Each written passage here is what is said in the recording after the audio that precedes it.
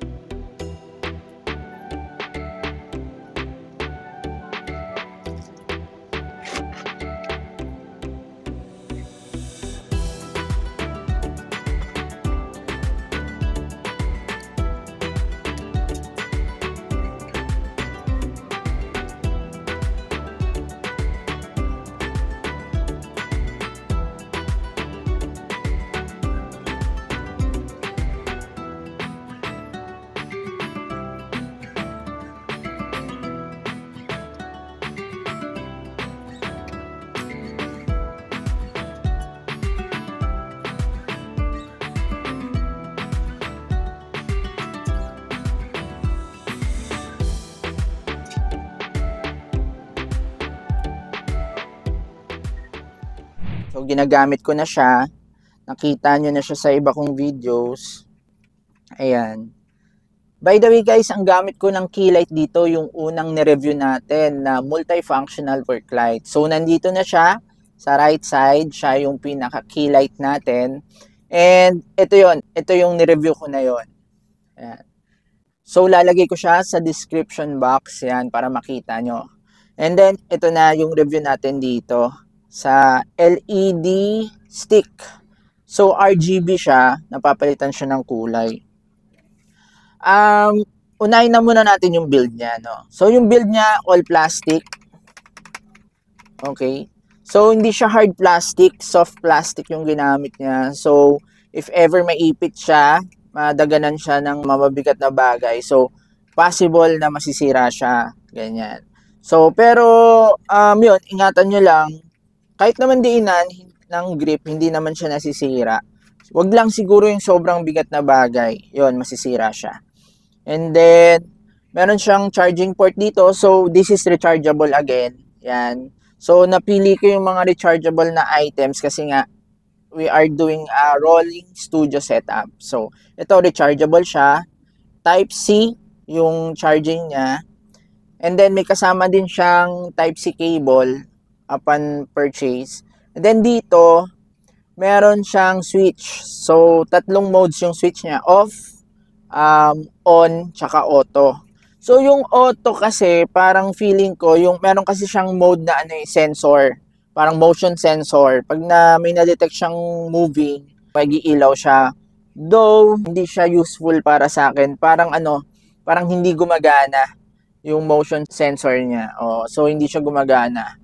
Even though hindi siya gumagana, sulit pa rin yung price niya, 200 plus ko lang ata ito nabili. Okay pa rin.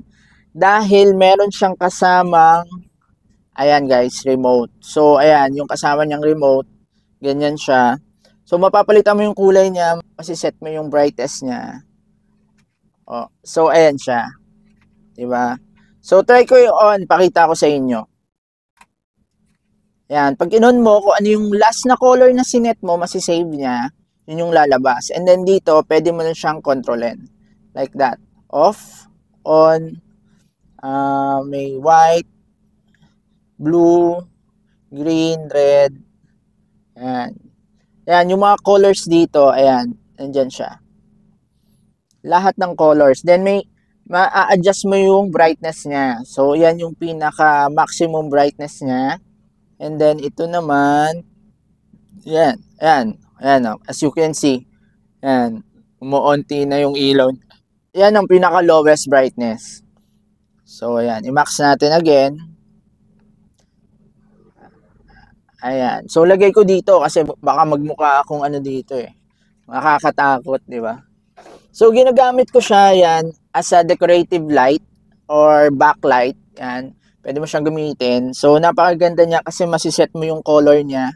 And remotely, masiset mo siya. Kaya, napaka-convenient niyang gamitin. And then, at the same time, sa remote, meron siyang parang effects mode. So, una, ganyan siya. Changing colors. Ayan. Then, meron siyang, yung changing colors niya, pwede mong ma-adjust yung speed. Ayan, pwedeng mabilis. Ayan, pwedeng ganyan. Pwedeng mabagal. And then, yung isa, yung parang smooth na changing colors niya, ito naman. Ayan. So, pwede mo ring ma-adjust yung bilis. Ganyan siya. 'Di ba? Ang galing lang kasi very portable. Tsaka sobrang mura niya, guys. Sobrang mura. 200 plus, imagine. Meron kang portable LED light with remote pa. So, magagamit mo siya dito sa mga studio mo. Actually, pwede mo rin siyang magamit as emergency light kasi may color white din siya. Ayan. And then yung battery niya, siguro upon testing, siguro 1 to 2 hours nagagamit ko pa siya. So, okay na rin para sa presyo niya, not bad na yung 2 hours na magamit mo siya para sa price niya, 'di ba? Sobrang sulit, sobrang budget. So, para sa akin, I will rate this 5 out of 5. So, ayan, yan yung rating ko sa kanya, 5 out of 5. Wala naman akong masasabing con sa kanya kasi okay na okay siya para sa akin. Siguro improve pa nila yung build quality. Sana tinigisan pa nila para maging mas durable pa siya. Ayun nga pala guys, upon dun sa package, may kasama siyang sticker magnets. So pwede mo siyang idikit dito para madidikit mo siya sa mga metal surfaces. Yun lang guys, yung battery siguro tagalan pa nila para umabot ng matagal. Kasi sobrang gaang niya guys. Alam mo na hindi ganun kataas yung battery na nilagay nila dito. Ayan. So far guys, okay siya para sa akin. 5 out of 5. Kaya kung gusto nyo rin ng ganitong item, ilalagay ko yung link sa description box and or sa comment box. Check nyo na lang guys. Ayun. Thank you for watching the video guys. Pa-like and subscribe guys para updated kayo dun sa mga ibang videos na ilalabas natin. Thank you guys. Bye!